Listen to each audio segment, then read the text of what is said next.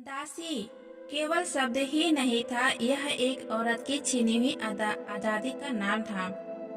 और हमारे समाज में ऐसी बहुत सी कुप्रथाएं थी जिसमें धर्म के नाम पर महिलाओं का अनेक प्रकार से शोषण किया जाता था।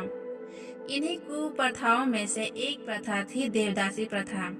और मेरी आज की कहानी भी इसी प्रथा से संबंधित सच्ची घटना पर आधारित है। नमस्कार दोस्तों, उदित प्रेरणा में आप लोगों का हार्दिक स्वागत है।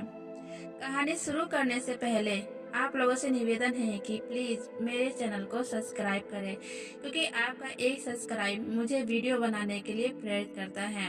और वीडियो पसंद आए तो इसे लाइक अवश्य करें और कहानी पर अपनी राय भी कमेंट बॉक्स में लिखकर अवश्य बताएं।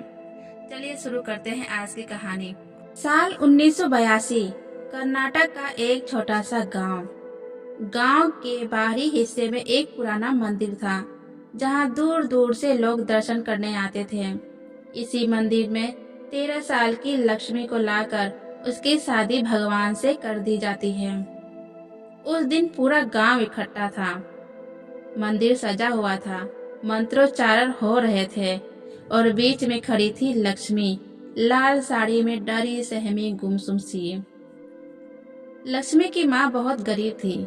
गांव के महंत ने उसे समझाया कि तेरी बेटी अब भगवान की दुल्हन बनेगी, यह उसका सौभाग्य है, तुम्हें चिंता करने की जरूरत नहीं है। अब वह मंदिर में सम्मान से रहेगी और भगवान की सेवा करती रहेगी। गरीबी और अंधविश्वास के कारण माँ ने भी मन ना होते हुए भी सिर झुका लिया और इस शादी के लिए राजी हो गई। लक्ष्मी की शादी भगवान से करा दी जाती है। उसके माथे पर सिंदूर लगाया गया और उसे मंदिर को सौंप दिया गया। शुरुआत में लक्ष्मी को मंदिर में भजन कीर्तन करवाया जाता था, सफाई करवाई जाती थी। उसे सिखाया गया कि अब उसका जीवन सिर्फ भगवान के लिए है। लेकिन धीरे धीरे चीजें बदलने लगी। मंदिर के पुजारी और महंत अब उसे रात को मंदिर के अंदर भी बुलाने लगे। पहले उसे कुछ नहीं समझ में आया, लेकिन जब एक रात एक बड़े पुजारी ने उसके शरीर को गलत तरीके से छुआ तो वह कांप उठी। यह क्या कर रहे हैं महाराज? लक्ष्मी रोते हुए बोली। महंत ने हंसकर कहा, अरे ये भगवान की सेवा का हिस्सा है। भगवान को खुश करने के लिए हमें भी खुश करना पड़ता है।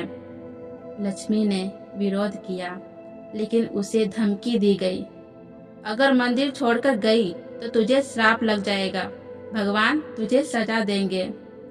डरी हुई लक्ष्मी कुछ समझ नहीं पा रही थी। उसे जबरदस्ती मंदिर में रखा गया। सालों तक लक्ष्मी इसी जेल में रही, लेकिन अब वह और सहन नहीं कर सकती थी। एक दिन आधी रात को जब पूरा मंदिर सो रहा था, वह भाग निकली। वह सीधा गांव के एक समाज सेवी रमाताई के पास पहुंची और अपनी कहानी सुनाई। रमाताई ने गांव में हंगामा कर दिया। उन्होंने अखबार वालों को बुलाया, पुलिस में रिपोर्ट कराई। जब पुलिस मंदिर पहुंची तो वहां कई और लड़कियां पाई गई जिन्हें देवदासी बनाकर रखा गया था। दोस्तों, इस घटना के बाद लक्ष्मी और बाकी लड़कियों को छुड़ाया गया। मंदिर के पुजारी और महंतों को गिरफ्तार किया गया और लक्ष्मी को एक नया जीवन मिला। उसने पढ़ाई की और आगे चलकर देवदासी प्रथा को खत्म करने की मुहिम चलाई। लक्ष्मी की मेहनत रंग लाई। गांव में देवदासी प्रथा के खिलाफ जागरूकता बढ़ी और कई लड़कियों को इस कुप्रथा से बचाया गया। लक्ष्मी अब एक बाल अधिवक्ता बन चुकी थी और उसने साबित कर दिया कि दृढ़ संकल्प और शिक्षा के माध्यम से किसी भी कुप्रथा का अंत किया जा सकता है।